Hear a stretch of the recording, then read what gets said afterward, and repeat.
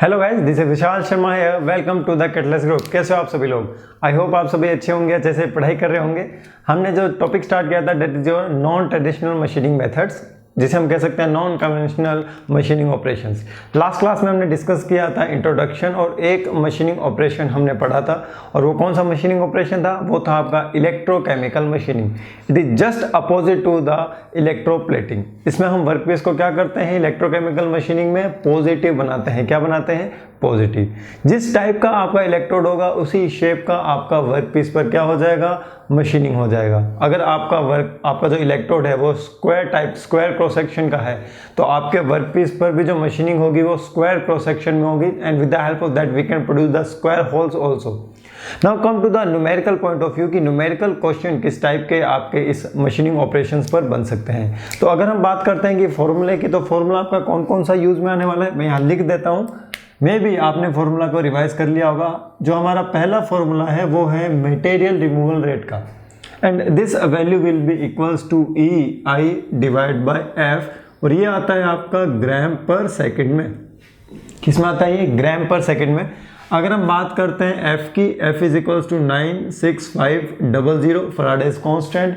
अगर मैं बात करता हूँ ई की, it is gram equivalent and it is equals to atomic weight divide by valency. Atomic weight divide by valency. अगर मैं बात करता हूँ material removal rate in terms of the volume, this value will be equals to E I divide by F rho, and its unit will depend upon the unit of the rho. Generally the unit of rho may be in suppose gram per centimetre cube, ग्राम पर MM cube. तो अगर ऐसा रहेगा तो इसकी unit आएगी आपके centimetre cube per second, MM cube per second. So this will B MM cube per second. यहाँ तक कोई प्रॉब्लम नहीं सर? कोई भी प्रॉब्लम वाली बात नहीं है।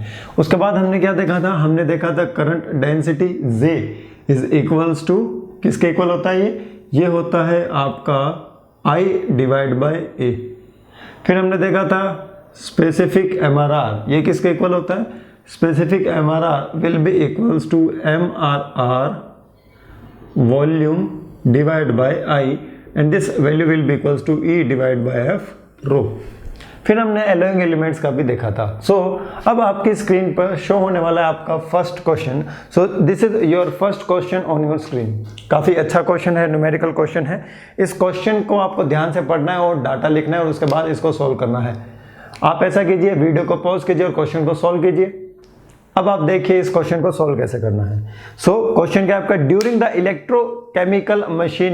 Electrochemical machining operation of iron, iron है इसमें जिसका एटॉमिक वेट दे रखा है 56 और वैलेंसी दे रखी है 2।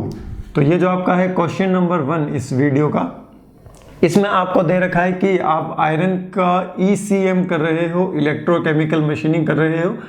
इसके लिए हम पहले इसकी E की वैल्यू कैलकुलेट करते हैं। E की वैल्यू कैसे कैलकुलेट करेंगे? 56 divide by 2 that is equals to 28। उसके बाद क्या गिवन है क्वेश्चन में? At current of 1000 ampere with 90% current efficiency, the value of the current is equals to 1000 ampere with the current efficiency is 90% और से 0.9। उसके बाद क्वेश्चन में क्या गिवन है? The MRR was observed to be 0.26 gram per second. So the MRR during the machining of the iron will be observed that 0.26 gram per second. उसके बाद क्या क्वेश्चन में गिवन है? स्क्रीन पर देखिए अपनी। इफ टाइटेनियम, अगर टाइटेनियम का हम करते, ठीक है, तो अब हम लिखते हैं डाटा किसके लिए? टाइटेनियम के लिए। टाइटेनियम, तो अगर हम टाइटेनियम के लिए करते, क्या करते? इलेक्ट्रोकेमिकल मशीनिंग ही करते। तो देखिए इलेक्ट्रोकेमिकल मशीनिंग, इसके E की वैल्यू क्या होगी? E की वैल्यू होगी, इसमें क्वेश्चन में गिवन है 48 डिवाइड बाय 3। तो this value will be comes out 48 divide by 3। Come to the next value. 48 क्या हो जाएगा? 16 3 जा 48, 16 3 जा 48 is machined by electrochemical processes at the current of 2000 ampere. So the current value has been changed now 2000 ampere with with current efficiency. Current efficiency इस बार कितनी दी है? Current efficiency is given in the question as 90%. Current efficiency दे रखी है आपको 90%, same दे रखी है 0.9. Now it is asking the value of the MRR of titanium. किसका पूछ रहा है ये वैल्यू? MRR of titanium. So in the question the unit of the MRR is asking for gram पर सेकेंड. किसमें पूछ रहा है ये? ग्राम पर सेकेंड. तो हमें कौन सा फॉर्मूला यूज में लेना पड़ेगा? हमें ये वाला फॉर्मूला यूज में लेना पड़ेगा, ग्राम पर सेकेंड वाला. कौन सा फॉर्मूला? ग्राम पर सेकेंड. एफ की वैल्यू क्या होती है? 96500. But in this question we have to find out the value of the F. दोनों में एफ की वैल्यू क्या रहेगी? सेम रहेगी. तो सबसे पहले हम क्या फाइंड आउट करेंगे? एफ की वैल्यू को फाइंड आउट करेंगे. तभी तो ये डाटा दिया है, अदरवाइज ये डाटा क्यों दिया होता? ठीक है, तो अब हम क्या कर रहे हैं? इस ब्लैक वाले डाटा का यूज कर रहे हैं फॉर द आयरन. MRR क्या होता है? MRR will be equals to, उसकी वैल्यू क्या है? EI divide by F and it will be in gram पर second. Now put this value. What is the value of the MRR? MRR की value क्या है यहाँ पर? ये देखो, ये लिखिए 0.26 इक्वल्स टू E की वैल्यू क्या है? 56 divide by 2 that is 28 into current की वैल्यू क्या है? 1000 एम्पियर. कितना है? 1000 ampere and the current efficiency is 0.9 divide by F. तो क्या आप यहां से एफ की वैल्यू को फाइंड आउट कर सकते हो? F value will be equals to 28 into 1000 into 0.9 divide by 0.26. तो आप यहां से क्या कीजिए? एफ की वैल्यू को फाइंड आउट कीजिए. तो जब आप एफ की वैल्यू को फाइंड आउट करेंगे तो आपकी जो वैल्यू आने वाली है इस डाटा की हेल्प से, आपकी वैल्यू आने वाली है 96923.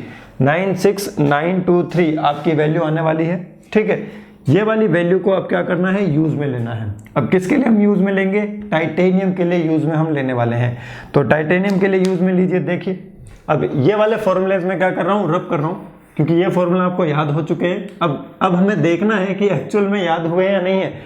यही तो मतलब होता है क्वेश्चन प्रैक्टिस का, कि फॉर्मूला हमें याद हुआ है या नहीं हुआ है. तो देखिए, ये आपकी किसकी वैल्यू आ चुकी है? एफ की वैल्यू. किसकी वैल्यू आ चुकी है? एफ की वैल्यू. इस एफ की वैल्यू का अब हमें यूज करना है. सो now come for this titanium. अब हम किसकी वैल्यू कैलकुलेट करना चाहते हैं? MRR. किसके लिए? टाइटेनियम के लिए.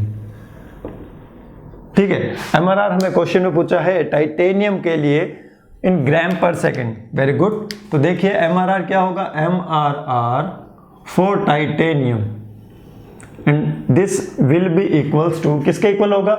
E of the titanium multiply with I divide by F. आपके टाइटेनियम का E क्या है? 48 divide by 3 that is 16. So this will becomes out 16 multiply with current is now 2000 into 0.9 divide by what is the value of F? F की value है 96923. So this will be 96923. तो ये आपकी value क्या आ चुकी है? F की 96923.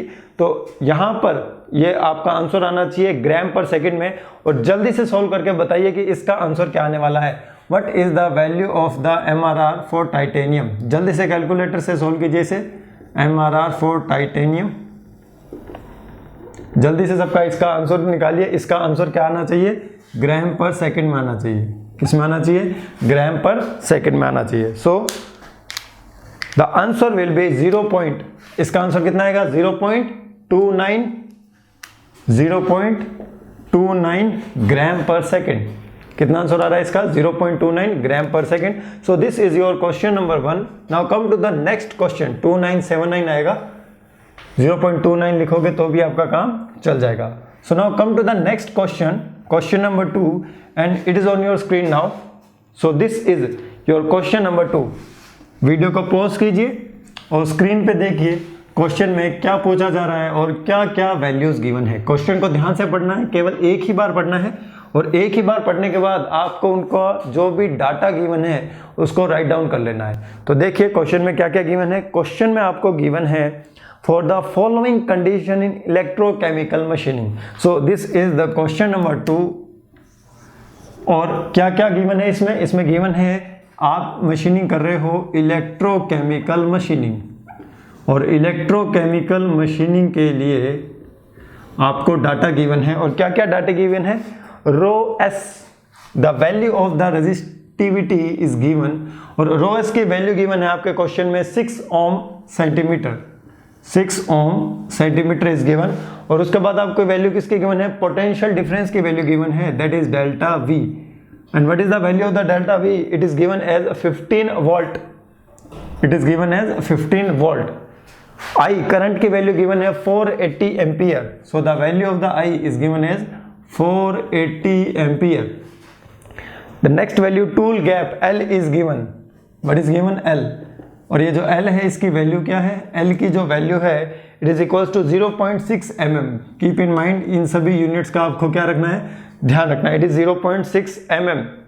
Atomic weight is given 56, so the atomic weight is given 56 and the valency is given as 2, valency is given as 2 and the density of the material is given as, density of the material is 7.6 gram per centimeter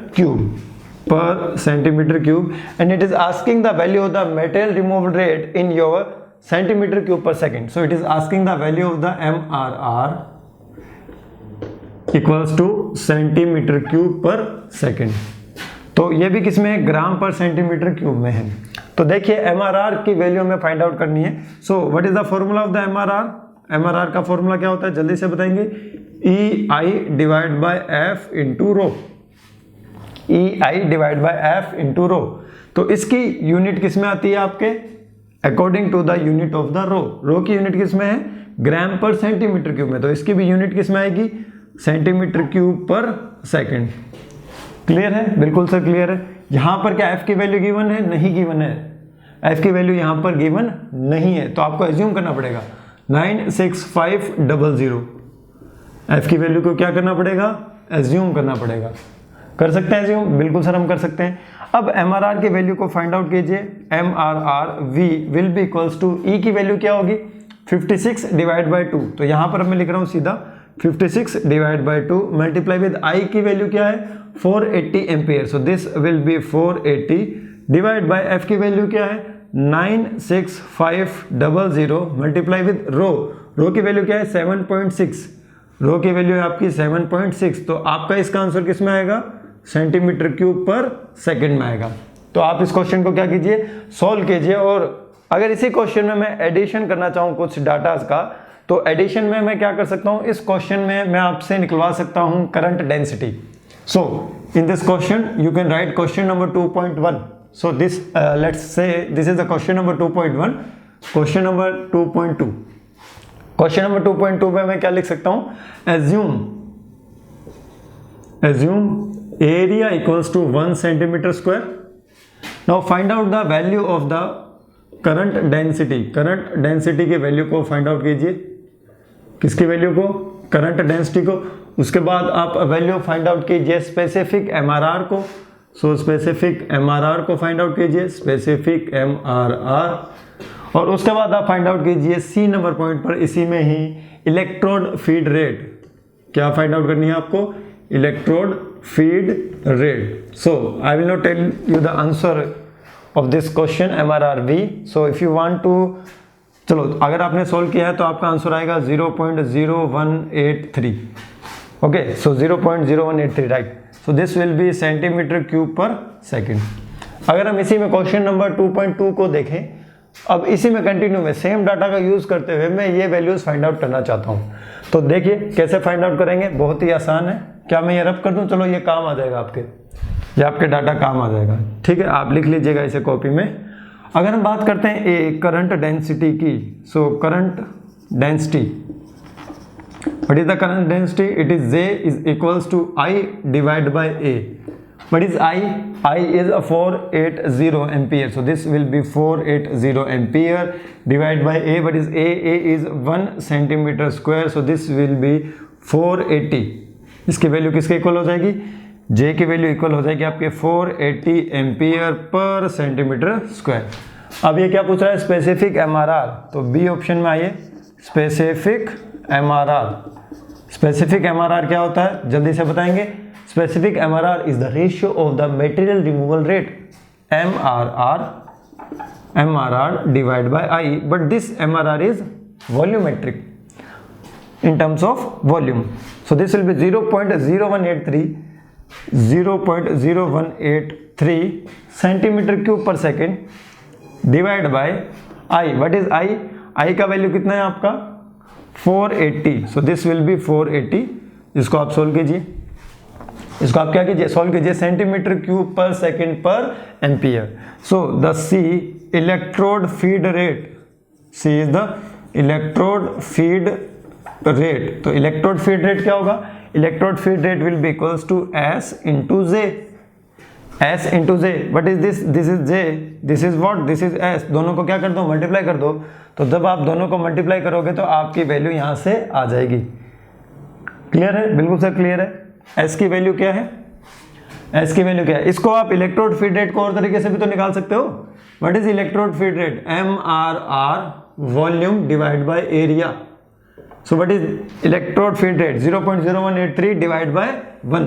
0.0183 divided by 1. So this will be 0.0183 centimeter per second. तो क्या देखो यहाँ से वही आ रहा है क्या, बिल्कुल वही आना चाहिए. What is the value of the S? S की वैल्यू क्या है 0.0183.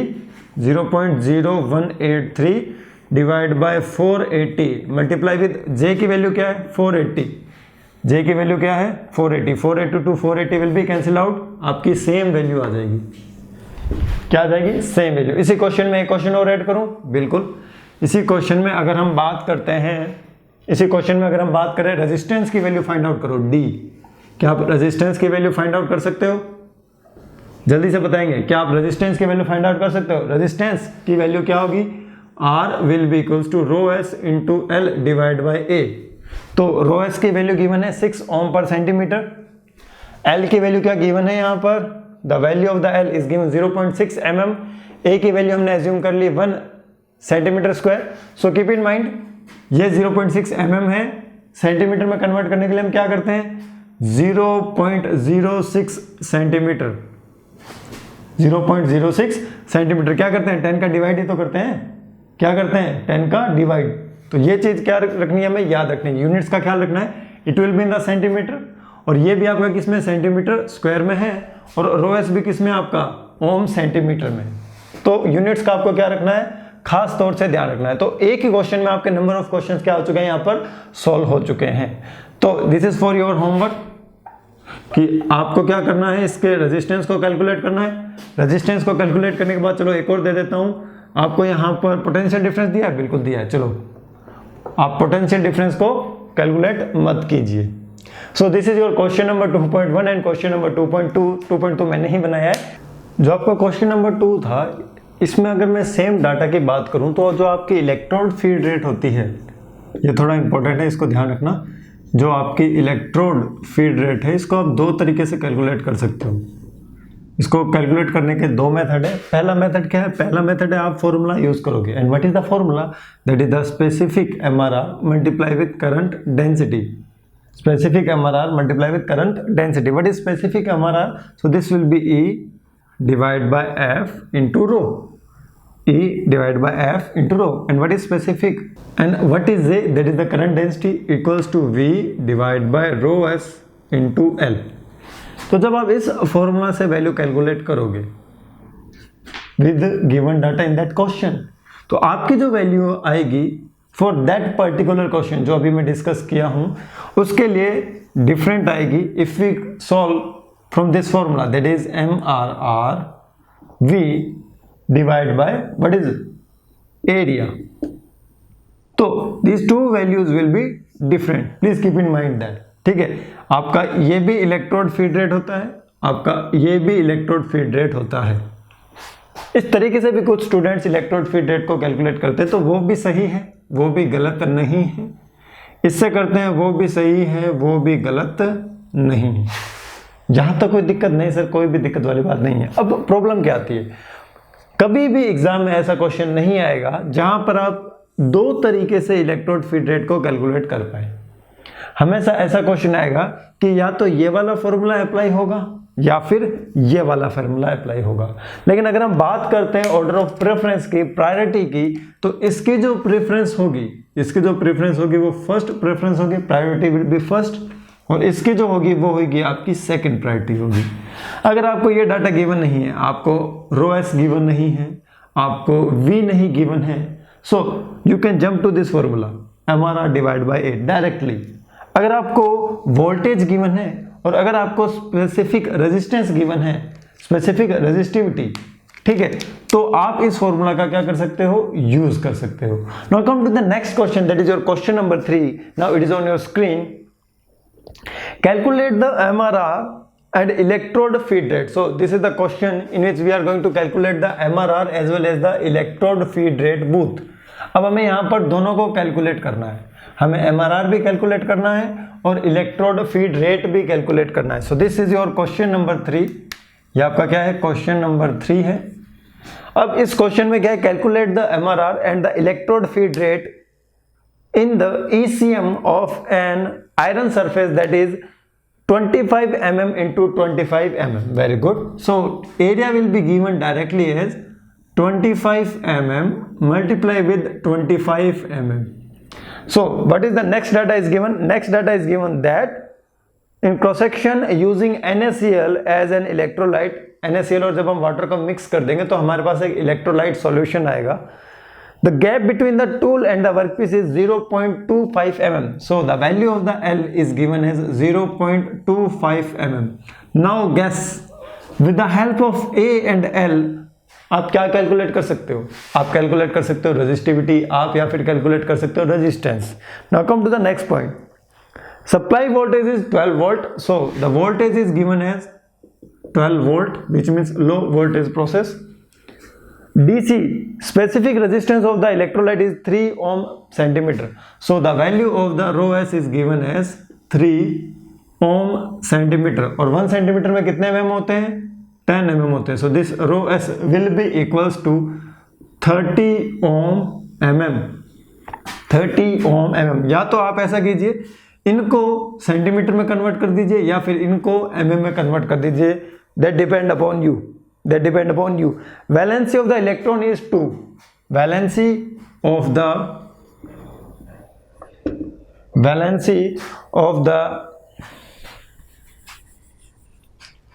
next point is valency of the iron is 2 and the atomic weight is given 55.85. So the valency is given as 2 and the atomic weight is given, accurate value is given 55.85. Very good. Now density is also given 7860. So the density is given 7860 and this will be given in kg per meter cube. So it is given in kg per meter cube. So keep all the data in the same units. तो अब हम इसको किस में convert कर रहे हैं, ग्राम पर mm क्यूब में। So this will be 7860 into 10⁻³ ग्राम पर 1 मीटर में कितने mm होते हैं, 1000। So this will be 1000 mm cube, 1000 का क्यूब। तो इसकी यूनिट किस में आएगी, 7860 into 10⁻, कितना आ जाएगा, 3 3 जा 9, कितना हो जाएगा, 3 into 3 9 और 9 में से 3 गया तो कितना बच जाएगा, 6, 10⁻⁻6 और ये किस में हो जाएगा आपका, ग्राम पर mm क्यूब में। तो यूनिट्स का ध्यान रखिएगा। So this is the value of the rho. So it is asking the value of the MRR and the electrode feed rate. काफी अच्छा क्वेश्चन है। It is asking the value of MRR and electrode feed rate. What is missing, क्या नहीं है यहाँ पर, electrode feed rate. यहाँ पर गिवन डाटा में क्या नहीं है, यहाँ पर गिवन डाटा में करंट की वैल्यू नहीं है जिसकी वैल्यू की आपको रिक्वायरमेंट होती है। So first of all you have to calculate the value of the current. Current की वैल्यू को कैलकुलेट करने के लिए आपके पास रेजिस्टेंस की वैल्यू नहीं है। So what will be the value of resistance, R will be equals to rho of S L by A। What is rho, rho की वैल्यू क्या है, रो की वैल्यू देखो 30 ohm mm multiply with L। L की value क्या given है, gap है 0.25, so this will be 0.25 divide by A की वैल्यू क्या है 625, कितनी है 625, करो नीचे क्या आ जाएगा 100, सो ये क्या हो जाएगा 25, तो ये क्या हो जाएगा 30 डिवाइड बाय 25 इंटू 100 ओम, ये क्या आ जाएगा आपका रेजिस्टेंस। इसको आप और सॉल्व कर सकते हो, so it will B 5 5 25 and this will B 6, so R will be equals to 6 divided by 5 into 10 raised to power minus 2 ohm. So this is the value of the R. ये किसकी value आ चुकी है, R की value आ चुकी है, और इस R की वैल्यू से अब आप क्या कैलकुलेट कर सकते हो, current. So V is equals to IR, V is equals to IR, current की वैल्यू क्या होगी, करंट की वैल्यू क्या होगी V divided by R, so this I will be equals to V divided by R। V क्या है आपका voltage, voltage voltage 12 volt, so this will be 12 volt divide by R क्या है, R है आपका 6 into 5 divide by 10 raise to power minus 2, तो ये कहाँ चला जाएगा ऊपर, सो दिस विल बी 100, ये क्या हो जाएगा 100, तो 6 2 जा 12, 5 2 जा 10, और ये क्या हो जाएगा आपका 1000 एम्पियर, क्या हो जाएगा ये 1000 एम्पियर। तो विदाउट कैलकुलेटर हम सोल्व करने की कोशिश कर रहे हैं, तो अब आपके पास क्या आ चुका है, आई भी आ चुका है। Now calculate the value of the MRR, किसकी वैल्यू कैलकुलेट करनी है हमें, MRR की वैल्यू कैलकुलेट करनी है। So what is MRR in terms of the volume, ये क्या होगा EI divide by F multiply with rho, very good, सबके क्वेश्चन सोल्व हो रहे हैं। So what is the value of E value will be equals to 55.85 divide by 2, so this value will becomes out 55.85 divided by 2 multiply with 1000 divided by what is the value of the F is 96500, 96500 into what is the value of रो की value होगी आपकी 7860 into 10 raised to power minus 6, रो की value क्या है, रो की value क्या है 7860 into 10 raised to power minus 6। तो यहां से आप कैलकुलेट कीजिए MRR वॉल्यूम, तो ये आपका क्या आ जाएगा, किस में आएगा बताइए, ये किस में आएगा, ये किस में, ग्राम पर mm cube, so this will be in mm cube पर सेकेंड। क्या आप इलेक्ट्रोड फीड रेट कैलकुलेट कर सकते हैं, सर बहुत इजी है वो तो। इलेक्ट्रोड फीड रेट का फॉर्मूला क्या होता है, electrode feed rate, electrode feed rate will be equals to किसके इक्वल होती है, सर ये होती है E divide by F into rho multiply with किसके इक्वल होती है, V divided by rho of S into L, rho of S into L, everything is given। Now you can calculate the value of the electrode feed rate, so this will be for your mm per second, ये आपको calculate करना है, ठीक है। बाकी सब मैंने आपको बता दिया कि क्वेश्चन को कैसे सोल्व करना है, आपकी अप्रोच क्या रहेगी क्वेश्चन को सोल्व करने की। So this is your question number 3। Now come to the next question, that is your question number 4। Question number 4 काफी अच्छा क्वेश्चन है ये, इस क्वेश्चन को आपको ध्यान से करना है। क्वेश्चन नंबर 4 की इमेज देखिए और इसको आप ध्यान से कीजिए। ये क्वेश्चन बहुत ही अच्छा क्वेश्चन है और बहुत जल्दी सॉल्व होना चाहिए इस क्वेश्चन को, इसमें अपना ज्यादा टाइम हमें वेस्ट नहीं करना है। व्हाट इज क्वेश्चन नंबर 4, जल्दी से पढ़िए और वीडियो पॉज करके इसको सॉल्व कीजिए। Now come to the question, question क्या कह रहा है देखते हैं आपने। So let's see what are the different data given in the question number 4। सो इट इज इन ECM operation, ECM operation है of a pure iron, an equilibrium gap of 2 mm is maintained. Determine the supply voltage if the ore voltage is 2.5 volt. Resistivity of the electrolyte is given as 50 ohm mm. Set feed rate is given as 0.25 mm per minute. Rho is given as 7.86 gram per centimeter cube. A atomic mass is given as 56 and the valence is given as a 2. So now come to the point that कि gap कितना maintain है question number 4 में, question number 4 में gap maintained है आपका L, it is 2 mm। Over voltage कितनी है, over voltage will be equals to 2.5 volt, it is what 2.5 volt and resistivity is given as a 50 ohm mm। So this resistivity is given as a 50 ohm mm। क्या given है, 50 ohm mm given है। और क्या क्या data given है, और आपका data given है set feed rate, set feed rate is given, set feed rate, what is set feed rate, it is equals to 0.25 mm per minute, 0.25 mm per minute। और क्या डाटा गिवन है, rho is given, rho is equals to 7.86 gram per centimetre cube. Atomic weight is given, atomic weight is equals to 56 and valency is given, तो valency की value क्या है, इसको z लिख रखा है, लेकिन वो जो हम मान रहे हैं वो वाला z नहीं है, ठीक है, जो हम मान रहे हैं वो वाला z नहीं है, जो आपकी वैलेंसी है वो 2 है, वो z वो दूसरे वाला z नहीं है जो हमने फॉर्मूले में रखा था प्रोपोर्शनलिटी जब हटाया था। So it is the valency. Now it is asking the value of the supply voltage. So हमें वैल्यू फाइंड आउट करनी है सप्लाई वोल्टेज की, सप्लाई वोल्टेज। अब देखिए कौन सा फॉर्मूला हम यूज करें कि हमें सप्लाई वोल्टेज मिल जाए। तो सप्लाई वोल्टेज मिलने के लिए हमें सेट फीड रेट वाला फॉर्मूला यूज में लेना पड़ेगा।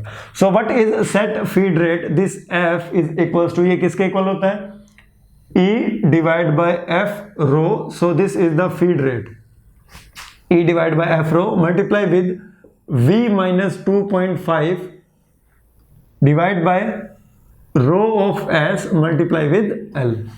So everything is given. Now you have to put the values. We have to find out the value of the V.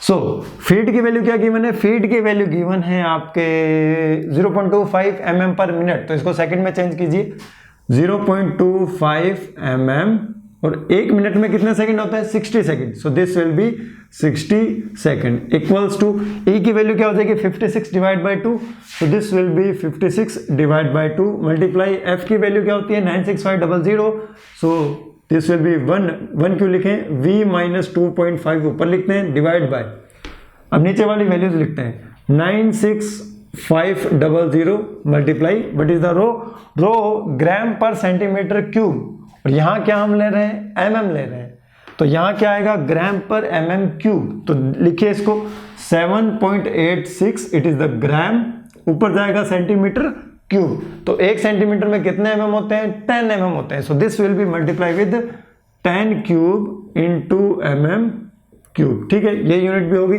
Row of s is given in 50 ohm mm, so this will be multiply with 50 ohm mm, ये भी satisfy हो रही है unit. L क्या है, L है आपका gap, it is 2 mm, तो इसकी वैल्यू आप पुट कर दीजिए 2 mm।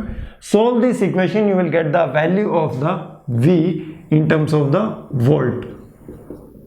वोल्टेज मिल जाएगा आपको, ठीक है। ऐसे इजी क्वेश्चन आते हैं। तो यहां पर गलती कहां कहां हो सकती है ये मैं आपको बता देता हूं। यहां पर गलती हो सकती है आपके यहां पर, और कहीं भी आपकी गलती नहीं हो सकती है, क्योंकि यहां पर जो आपको डेंसिटी गिवन है ये सेंटीमीटर क्यूब में गिवन है, बाकी ये भी mm में है, ठीक है। इस मिनट को हमने कन्वर्ट कर दिया है सेकंड में, क्यों, क्योंकि फीड रेट किस में गिवन है, आपके मिनट में गिवन है, लेकिन हम वैसे कैलकुलेट करेंगे तो हमें किस में मिलती है, mm पर सेकंड में मिलती है। तो mm पर मिनट को mm पर सेकंड में कन्वर्ट करने के लिए क्या करना पड़ेगा, 60 से डिवाइड करना पड़ेगा। So this is your question number 4, ये आपका क्वेश्चन नंबर 4 है। Now come to the next question, very good question based on the alloy. जो हमने एलॉय वाला फॉर्मूला पढ़ा था वो फॉर्मूला अब यूज में आने वाला है। So this question is on your screen now, very good question. इस क्वेश्चन को आपको वीडियो पॉज करके सॉल्व कर सकते हो, तो जल्दी से जल्दी सॉल्व कीजिए। What is the data given in this question? Estimate the MRR. Directly it is asking the value of the MRR. ये दूसरी वैल्यूज कुछ और नहीं पूछेगा, डायरेक्ट MRR ही पूछेगा, क्योंकि ये थोड़ा लेंथी होता है, कैलकुलेशन थोड़ी लेंथी होती है। ऑफ एन एलॉय, एलॉय में क्या क्या कंटेनिंग है, 18% कोबाल्ट, 62% निकल एंड 20% क्रोमियम। तो कोबाल्ट है, निकल है और क्रोमियम है। टेबल इसमें आपको दे रखी है कि किसका एटॉमिक वेट कितना है, किसकी वैलेंसी कितनी है। तो सबसे पहले हमें क्या कैलकुलेट करना पड़ेगा, हमें कैलकुलेट करना पड़ेगा E। क्या कैलकुलेट करना पड़ेगा, स्मॉल e। तो देखिए question number 5, so this is your question number 5, हमें कैलकुलेट करना है स्मॉल e। तो 1/e will be equal to, सबसे पहले अपने लेते हैं कोबाल्ट को। तो कोबाल्ट का जो एटॉमिक वेट है ये है 58.93 और इसकी जो वैलेंसी है इट इज गिवन एज 2। तो कोबाल्ट का जो एटॉमिक वेट है वो है 58.93, वैलेंसी है 2 और इसका परसेंटेज कितना है, इसका परसेंटेज है 18%। सो this will B 18 divide by 100 plus, उसके बाद कोबाल्ट के बाद हम लेते हैं निकेल को। निकेल का है 58.71, सो दिस विल बी 58.71, वैलेंसी है निकेल की 2, तो वैलेंसी है निकल की 2, इसका परसेंटेज है आपका 68 आई थिंक, सो 62 सॉरी, इसका परसेंटेज है 62 डिवाइड बाय 100 प्लस, उसके बाद है आपका क्रोमियम। क्रोमियम में क्या दे रखा है 51.99, क्रोमियम का है 51.99, वैलेंसी है इसकी 6, तो 62 और 18 कितना हुआ, 62 और 18, 62 और 8 70 प्लस 10 80, तो बच गया 20%, तो 20% है क्रोमियम, तो यहाँ हो जाएगा आपका 20 डिवाइड बाई 100। तो ये चीजें आपको क्या रखनी है, याद रखनी है, ठीक है, कि E की वैल्यू को कैसे कैलकुलेट किया जाता है। अब ये 1/E है तो हमें इसको E में करना पड़ेगा, so this will B 19.87 after calculation, 19.87। अब हमें क्या कैलकुलेट करना है, MRR कैलकुलेट करना है, सो दिस इज MRR। MRR की वैल्यू इसने किस में पूछी है, MRR की इसकी वैल्यू है सेंटीमीटर क्यूब पर सेकंड में, तो हमें ध्यान रखना है this will be in centimetre cube per second, this will be the volumetric MRR, और इसकी वैल्यू होगी आपकी EI divide by F rho. What is the value of E? 19.87. So this will be 19.87 multiply with I। Current की value क्या given है, current की value given है 500 ampere, so this will be 500 ampere divide by value of the F की value given नहीं है, so this will be 96500 and the density, क्या density given है 8.28 ग्राम per centimetre cube, so this will be 8.28 जो जाएगा gram centimetre cube, और ये multiply होगा आपका ग्राम पर सेकंड में, तो ग्राम से ग्राम कट जाएगा, सेंटीमीटर क्यूब पर सेकंड में आ जाएगा, सो दिस इज योर आंसर। इसको आप खुद सॉल्व कीजिए, कैलकुलेशन आपकी क्या होगी, स्ट्रॉन्ग होगी। सो आपके इलेक्ट्रोकेमिकल मशीनिंग में जितने भी क्वेश्चंस बन सकते थे न्यूमेरिकली, ठीक है, तो वो क्वेश्चन हमने क्या कर लिया, यहाँ पर सॉल्व कर लिए हैं। यहां से आपका कंसेप्ट बिल्ड हो चुका है कि जो आपको फॉर्मूले यूज में लेने हैं वो किस तरीके से लेने हैं। अगर मैं बात करता हूं important points regarding the electrochemical machining, तो वो इंपॉर्टेंट पॉइंट क्या क्या है, तो एक इंपॉर्टेंट पॉइंट तो मैंने आपको पहले ही बता दिया है कि जो इलेक्ट्रोकेमिकल मशीनिंग होगी, इससे जो प्रोडक्ट की सरफेस फिनिश मिलने वाली है वो बहुत ही अच्छी मिलने वाली है। तो बात करते हैं इंपॉर्टेंट पॉइंट्स की। इंपॉर्टेंट पॉइंट्स है तो आपको याद भी रखना है, what are the important points of electrochemical machining. Electrochemical machining का सबसे पहला इंपॉर्टेंट पॉइंट यह है कि जो आपको सरफेस फिनिश मिलने वाली है वो बहुत ही अच्छी मिलने वाली है। यहां पर आपके टूल का और वर्कपीस का बिल्कुल भी कांटेक्ट नहीं है, it will B not in the contact. तो क्या होगा, आपके टूल का वियर बिल्कुल ही नेग्लेजिबल होगा, हम कह सकते हैं there is no tool wear. अगर टूल वियर नहीं है तो टूल की लाइफ क्या हो जाएगी, इंक्रीज हो जाएगी। रिमूव हुए हुए मटेरियल को कौन लेके जाता है, इलेक्ट्रोलाइट लेके जाता है। इलेक्ट्रोलाइट का एक सॉल्यूशन का एग्जांपल भी आया था, that is your NaCl plus water. क्या था, NaCl प्लस वाटर आया था। इसमें हमें एक चीज का ध्यान रखना है, आपका जो वर्कपीस होगा और जो आपका इलेक्ट्रोड होगा, these should be conductive in nature. अगर कंडक्टिव नहीं होंगे तो आप उसकी मशीनिंग नहीं कर पाओगे। तो वो चीज क्या रखनी है, आपको याद रखनी है। तो आपका जो इलेक्ट्रोड है और आपका जो वर्कपीस है, that should be in conductive in nature.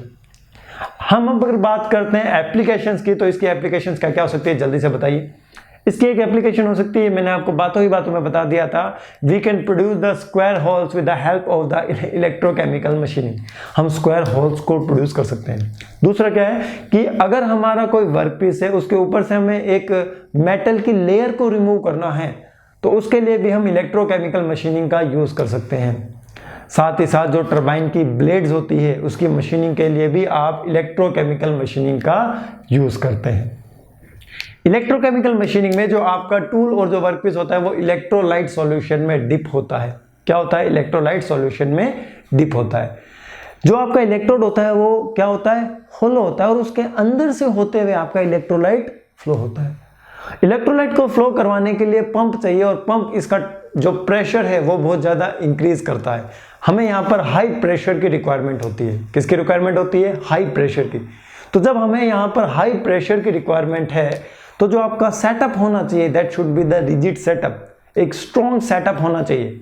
Otherwise आपका जो वर्कपीस होगा वो उस प्रेशर को झेल नहीं पाएगा, आपके वर्कपीस की लोकेशन चेंज हो सकती है। आपके वर्कपीस की लोकेशन क्या हो सकती है, चेंज हो सकती है। ये जो आपका प्रोसेस है, ये है प्रोसेस आपका high current and low voltage process. मतलब करंट का अमाउंट सबसे ज्यादा होना चाहिए।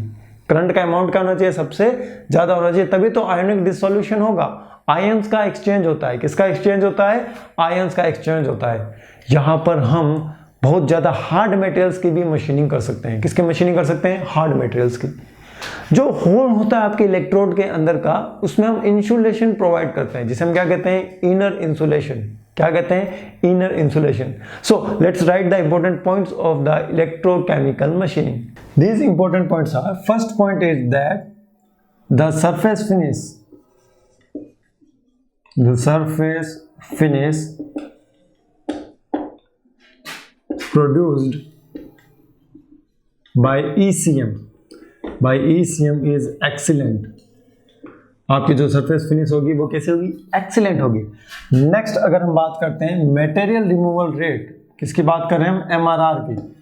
Material removal rate, material removal rate क्या होगा, material removal rate will B high, MRR will be high, MRR is high, not will be, MRR is high। यहां पर आपका टूल और वर्कपीस का बिल्कुल भी कांटेक्ट नहीं है, सो नो टूल वियर, हम कह सकते हैं नेग्लेजिबल, बिल्कुल कम टूल वियर होगा, negligible tool wear.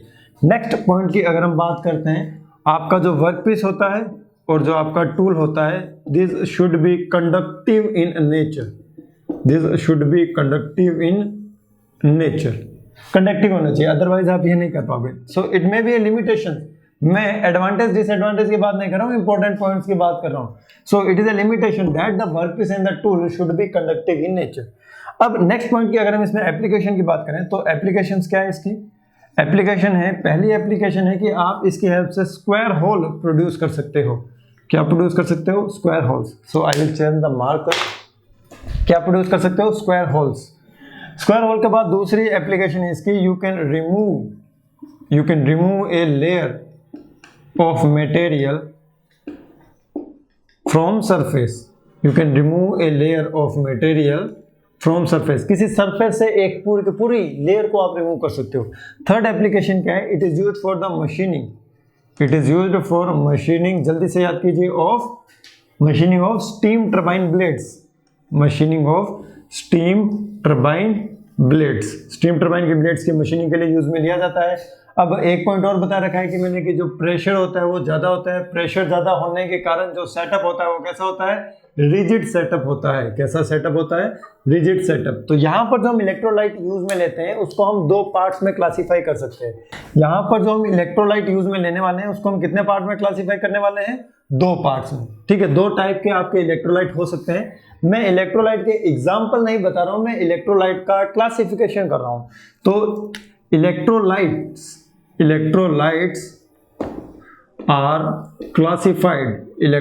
Are classified into two parts. दो पार्ट्स में आप इलेक्ट्रोलाइट्स को क्लासिफाई कर सकते हो। पहला क्या है, पहला है आपका पैसिवेटिंग टाइप। कैसा है, पैसिवेटिंग टाइप। तो पहला टाइप है आपका पैसिवेटिंग टाइप इलेक्ट्रोलाइट। ठीक है, दूसरा क्या हो जाएगा आपका बी, एक पैसिवेटिंग है तो दूसरा क्या होगा, जल्दी से बताओ, नॉन पैसिवेटिंग। कैसा होगा, नॉन पैसिवेटिंग। तो एक पैसिवेटिंग है तो दूसरा है नॉन पैसिवेटिंग। तो जो आपका पैसिवेटिंग इलेक्ट्रोलाइट होता है, it will be used for the high MRR, मतलब रफ मशीनिंग करने के लिए हम यूज में लेते हैं पैसिवेटिंग को।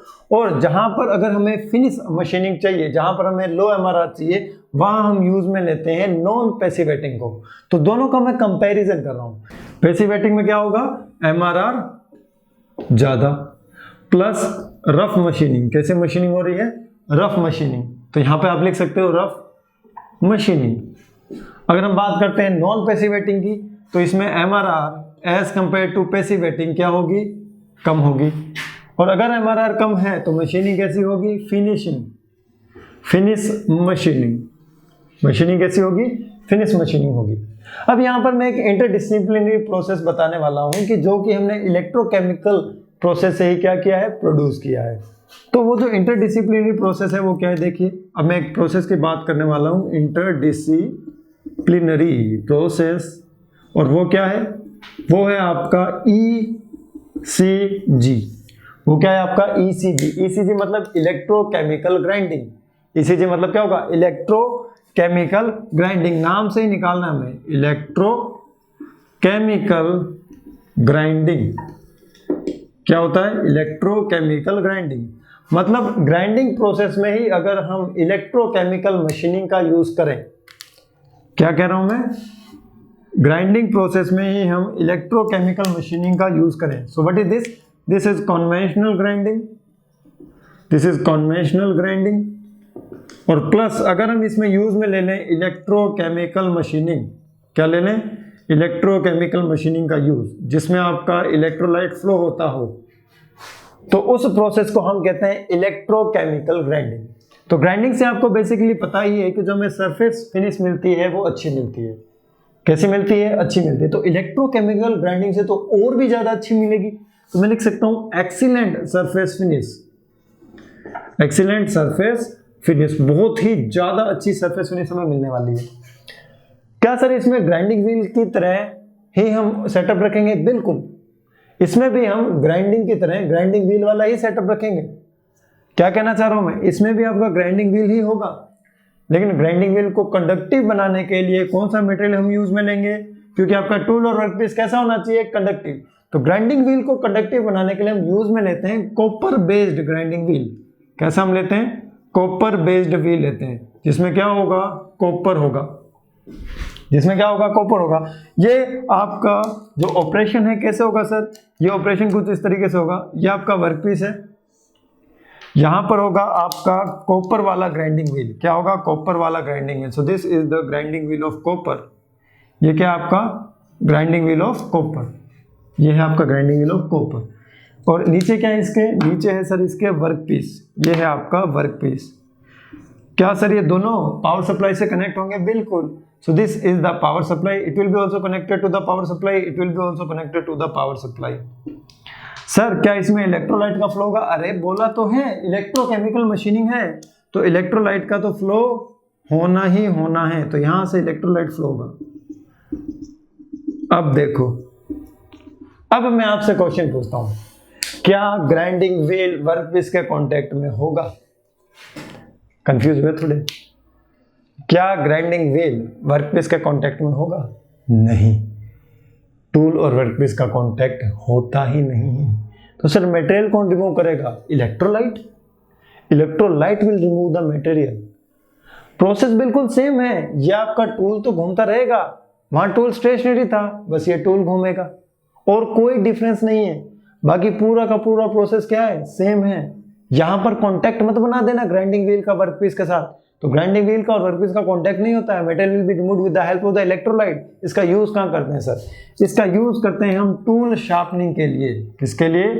टूल शार्पनिंग के लिए, टूल को तीखा करने के लिए। भी टूल का जब वियर हो जाता है, टूल का क्या हो जाता है? Wear. After producing number of products, तो क्या हो जाता है? टूल डल हो जाता है। और डल टूल की शार्पनिंग करने के लिए हम इस प्रोसेस को यूज में ले सकते हैं। इंटरडिसिप्लिनरी क्यों कहा? क्योंकि इसमें इलेक्ट्रोकेमिकल और कन्वेंशनल ग्राइंडिंग दोनों का कॉम्बिनेशन है, and because of that high surface finish are produced. और इसका यूज हम कहां कर रहे हैं? टूल शार्पनिंग के लिए। So it may be asked in your examination also कि जो आपका इलेक्ट्रोकेमिकल ग्राइंडिंग प्रोसेस होता है, इसका यूज कहां किया जाता है? इलेक्ट्रोकेमिकल ग्राइंडिंग प्रोसेस में जो मटेरियल रिमूव होता है वो कौन करता है? इलेक्ट्रोलाइट करता है। प्रोसेस बिल्कुल सेम रहेगा, लेकिन टूल की जगह एक व्हील आ जाएगा। जो आपका टूल बनाया था मैंने, होलो टूल, उस टूल की जगह व्हील आएगा, बस वो घूमेगा। बाकी सारा का सारा काम क्या रहेगा? सेम रहेगा। यहां भी हम टूल को towards the workpiece feed provide करेंगे, and this feed will be controlled with the help of the servo mechanism. क्योंकि हमें ये जो गैप है ये कांस्टेंट चाहिए। आपके टूल और वर्कपीस का जो गैप होता है ये हमें क्या चाहिए? कांस्टेंट चाहिए। तो जैसे मटेरियल रिमूव होता है, गैप इंक्रीज हो जाता है, रेजिस्टेंस इंक्रीज हो जाता है। तो कांस्टेंट रेजिस्टेंस के लिए हमें क्या करना पड़ेगा? ये गैप को भी कांस्टेंट मेंटेन करना पड़ेगा। और इस गैप को कांस्टेंट मेंटेन करने के लिए हम यूज में लेते हैं servo mechanism, servo motor use में लेते हैं। क्या यूज में लेते हैं? Servo motor. ऑटोमेटिक मशीन्स होती हैं। तो यहां तक आपका जो इलेक्ट्रोकेमिकल मशीनिंग का जो प्रोसेस है ये कंप्लीट होता है। नेक्स्ट क्लास में हम डिस्कस करने वाले हैं इलेक्ट्रो डिस्चार्ज मशीनिंग। तो बने रहिए हमारे साथ, फिर मिलेंगे नेक्स्ट क्लास में। Bye bye, take care.